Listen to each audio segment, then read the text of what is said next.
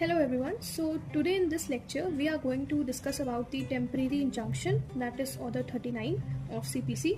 So अगर आपने channel को सब्सक्राइब नहीं किया है तो प्लीज़ कर लीजिए, जिससे आपके पास में जितने भी वीडियोस हैं उनका लिंक पहुंच जाए। आज हम रूल 1 से लेके 5 तक, जो कि ऑर्डर 39 में टेम्परेरी इंजंक्शन से रिलेटेड बात करते हैं, उनको डिस्कस करेंगे। प्लस इसमें हम इसकी meaning, conditions, case laws and differences को भी समझेंगे। अब हम देखते हैं कि टेम्परेरी इंजंक्शन का मतलब क्या होता है। तो इसको हम एक ऑर्डर की तरह समझ सकते हैं या फिर एक जजमेंट की तरह, जहां पर पार्टी को रेस्ट्रेन किया जा रहा है कि आप ये काम नहीं कर सकते हो, या फिर उनको ये एक ड्यूटी बनाई जा रही है उनके ऊपर कि आपको ये काम करना ही करना है। तो इट इज अ जजमेंट और order where party to the suit is required to do और refrain from doing a particular thing. Basically ये एक तरह का इंटरिम रिलीफ होता है, एक टेम्परेरी नेचर का रिलीफ, जहां पे डिफेंडेंट का इंटरवेंशन नहीं होना चाहिए उस इंजंक्शन को निकालते समय।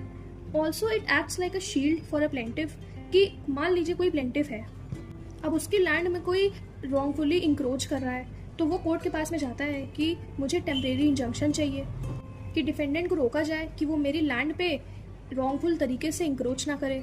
तो यहाँ पे एक टेम्परेरी तरह का रिलीफ दिया जा रहा है, इसीलिए इसको हम शील्ड कह रहे हैं। ऑल्सो इसका फाइनल जजमेंट से कोई रिलेशन नहीं है, ये एक ऑर्डर होता है जो कि फाइनल जजमेंट के पहले निकाला जाता है for a specific period of time. अब इसमें 2 केस लॉज हैं इंपॉर्टेंट। एक है गंगा ब्रिक्स उद्योग वर्सेस जय भगवान 1982 का केस, जहां पे ये बोला गया कि सिर्फ प्लेंटिफ ही नहीं, डिफेंडेंट भी एप्लीकेशन फाइल कर सकता है for grant of temporary injunction. मान लीजिए डिफेंडेंट को भी कोई परेशानी है प्लेंटिफ से, तो वो भी एप्लीकेशन के लिए जा सकता है, रिलीफ मांगने के लिए जा सकता है फ्रॉम द कोर्ट। तो ये ऑर्डर कह लीजिए सिर्फ आपका प्लेंटिफ तक सीमित नहीं है, ये डिफेंडेंट के ऊपर भी एप्लीकेबल करता है। अब एक केस और है, best sellers retail India versus Aditya Nirla limited. यहाँ पे ये बोला गया कि प्राइमा फेसाई सिर्फ केस होना ही सफिशिएंट नहीं होता है, आपको जो अदर 2 एलिमेंट्स हैं of getting the relief of temporary injunction वो फुलफिल करना जरूरी है। जैसे कि इसमें हम कंडीशन पढ़ेंगे कि पहला कंडीशन है कि प्राइमा फेसाई आपका केस होना चाहिए इन फेवर ऑफ एप्लीकेंट। फिर दूसरा इसमें ये कंडीशन है कि जो प्लेंटिफ है, जो केस लेके जा रहा है, उसको इररिपेरेबल डैमेजेस हो रहे हो बाय द डिफेंडेंट, तभी ये रिलीफ मिलेगा। और थर्ड है कि जो प्लेंटिफ है उसको इनकन्वीनियंस हो रही है due to the act of defendant. तो अगर ये तीनों आपके फुलफिल होते हैं कंडीशंस, तभी जो है टेम्परेरी इंजंक्शन का रिलीफ मिलेगा।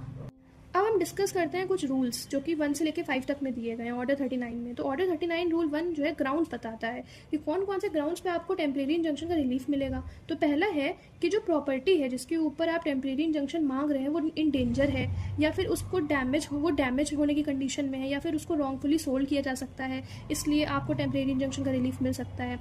सेकेंड है इसमें ग्राउंड कि जो डिफेंडेंट है वो थ्रेटन कर रहा है, वो डरा धमका रहा है, या वो आपकी प्रॉपर्टी को डिस्पोज ऑफ कर सकता है आपके क्रेडिटर्स को डिफ्रॉड करने के लिए। उसके बाद थर्ड इसमें जो ग्राउंड है वो है कि जो डिफेंडेंट है वो इंजरी कॉज कर सकता है प्लेंटिफ को। फोर्थ ग्राउंड ये है कि जो डिफेंडेंट है वो ब्रीच ऑफ कॉन्ट्रैक्ट कर सकता है, मान लीजिए उससे आपको कॉन्ट्रैक्ट हुआ है कभी, वो उसका ब्रीच कर सकता है, इसलिए आपको इंजंक्शन को रिलीफ मिल जाएगा। और इसमें फिफ्थ जो कंडीशन है वो है कि अगर interest of justice so requires, अगर कोर्ट को ये लगता है कि हाँ इसमें एक जो पार्टी है वो सफ़र कर सकती है, इसलिए हम इसको इंजंक्शन ग्रांट करेंगे। तो ये अगर 5 ग्राउंड्स फुलफिल होते हैं तो टेम्परेरी इंजंक्शन का रिलीफ ग्रांट कर दिया जाएगा। अब जो रूल 2 है वो बताता है कि एक तरह से प्रिवेंटिव मेजर है कि मान लीजिए जो आपका डिफेंडेंट है वो जो है आपको रिपीटेडली या फिर कॉन्टिन्यूइंग हार्मफुल एक्ट कॉज कर रहा है जब आपका केस चल रहा है, तो वहाँ पे एक तरह से रिस्ट्रेंट लगाते हैं बाय गिविंग टेम्परेरी इंजंक्शन। मान लीजिए वही मैंने एग्जांपल जो आपको दिया था, इलीगल इंक्रोचमेंट हो रहा है आपके लैंड के ऊपर, तो ये जो रूल 2 है इसके अंडर में कोर्ट जो है वो जो कॉन्टिन्यूइंग हार्मफुल एक्ट कॉज किए जा रहा है while case is going on, वहाँ पे एक इंजंक्शन ऑर्डर निकाल के उसको रोक देगा, रेस्ट्रेन कर देगा। अब आते हैं हम रूल 3 के ऊपर। तो रूल 3 ये बताता है कि इंजंक्शन ऑर्डर निकलने से पहले आपको एक नोटिस इशू करना होगा अपोजिट पार्टी को, ऑब्वियसली डिफेंडेंट को। तो जैसे कि आप जब इंजंक्शन ऑर्डर निकालते हैं तो आपको एक तरह का एक इन्फॉर्मेटिव लेटर भेजना होगा जिसको हम नोटिस कह रहे हैं अपोजिट पार्टी को। अब इसमें एक एक्सेप्शन ये है, मान लीजिए कि नोटिस भेजने में डिले ऑफ जस्टिस हो रहा है, जो प्लेंटिव है वो ज़्यादा सफ़र कर लेगा लॉस अगर नोटिस ही भेजते रह जाएंगे, तो उस केस में एक्स पार्टी इंजंक्शन ऑर्डर हो जाएगा without the serving of notice. तो ये एक एक्सेप्शन था इसमें। अब आते हैं रूल 4 के ऊपर। अब मान लीजिए कोई रिलीफ ग्रांट किया गया, इंजंक्शन ऑर्डर पास किया, बट जो पार्टी है वो उस ऑर्डर के साथ में सेटिस्फाइड नहीं है, तो एक एप्लीकेशन फाइल कर सकती है party in front of the court to modify, set aside और discharge the order under the temporary injunction. मतलब एक तरह से अगर रूल 1 या 2 में इंजंक्शन ऑर्डर निकल गया और उससे पार्टीज आर नॉट सेटिस्फाइड, तो वहाँ पे उस ऑर्डर को आप मॉडिफाई, सेट असाइड या डिस्चार्ज करवा सकते हो अंडर रूल 4। अब अंडर रूल 5 क्या बात की गई है कि ऐसा इंजंक्शन जो किसी कंपनी या कॉरपोरेशन के लिए पास किया गया है, तो it will be treated as against a director also, its officers also and its employees also. मतलब कि जो इंजंक्शन निकल रहा है वो कॉरपोरेशन से सिर्फ लिमिट नहीं हो जाएगा, उसके अंडर में जितने भी लोग काम कर रहे हैं, उससे रिलेटेड जितने भी लोग हैं, उन सब के ऊपर इंजंक्शन ऑर्डर की एप्लीकेबिलिटी हो जाएगी। ये बात रूल 5 में कही गई है। दैट इज कि injunction order is not limited to corporation only but also its directors, officers and employees.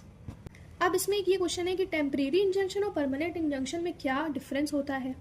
तो सीधी सीधी बात यह है कि टेम्परेरी इंजंक्शन जो है शॉर्ट टर्म के लिए होता है, इसका जो है टेम्परेरी नेचर है, और परमानेंट इंजंक्शन लॉन्ग टर्म के लिए होता है, फिक्स्ड टेन्योर होता है। प्रोविजन हम समझे तो टेम्परेरी इंजंक्शन का हम पढ़ रहे हैं ऑर्डर 39। जो परमानेंट इंजंक्शन है वो सेक्शन 38 से लेके 42 SRA में दिया है, that is special relief act. Nature इसका टेम्परेरी इंजंक्शन का टेम्परेरी रहेगा एंड परमानेंट इंजंक्शन का परमानेंट रहेगा। टाइम पीरियड क्या है, लिमिटेड स्पेसिफिक होता है, मतलब कुछ ही टाइम के लिए जो है before the final judgement temporary injunction pass किया जाता है, जबकि परमानेंट इंजंक्शन अनलिमिटेड टाइम के लिए हो सकता है, उसका ड्यूरेशन पक्का रहता है कि इतने इतने समय तक के लिए है परमानेंट इंजंक्शन। अब एग्जाम्पल से समझते हैं इसको। टेम्परेरी इंजंक्शन मान लीजिए कि आप एक लैंड है, ठीक है, अब उसमें जो है कोई इलीगली कंस्ट्रक्शन कर रहा है जो कि किसी और की ओनरशिप में आती है वो लैंड, अब उस पर जो है आप कंस्ट्रक्शन नहीं कर सकते हैं, इसके लिए हम एक टेम्परेरी इंजंक्शन मांगने गए। अब उस पर लॉ सूट ऑलरेडी चल रहा है तो आप उस पर कंस्ट्रक्शन नहीं कर सकते हैं, तो it is a temporary injunction. वो एक ऑर्डर निकालेंगे कि फॉर दिस टाइम पीरियड आप इस लैंड के ऊपर किसी भी तरह का कंस्ट्रक्शन रिकंस्ट्रक्शन नहीं कर सकते हैं because this land is related to law suit.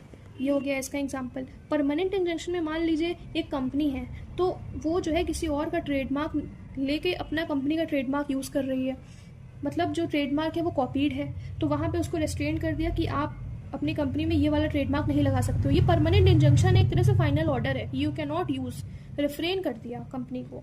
तो ये हो गया इसका एग्जाम्पल। अब टेम्परेरी इंजंक्शन कब ग्रांट हो सकता है, ड्यूरिंग द पेंडेंसी, जब केस चल रहा है तभी टेम्परेरी इंजंक्शन ग्रांट होता है, और permanent injunction after the conclusion of trial, जब ट्रायल हो गया है, कंक्लूड होने वाला है, उसके बाद परमानेंट इंजंक्शन ग्रांट होता है। तो ये था कुछ details regarding the temporary injunction order 39। आगे के टॉपिक्स हम आगे की वीडियोस में डिस्कस करेंगे। Thank you so much.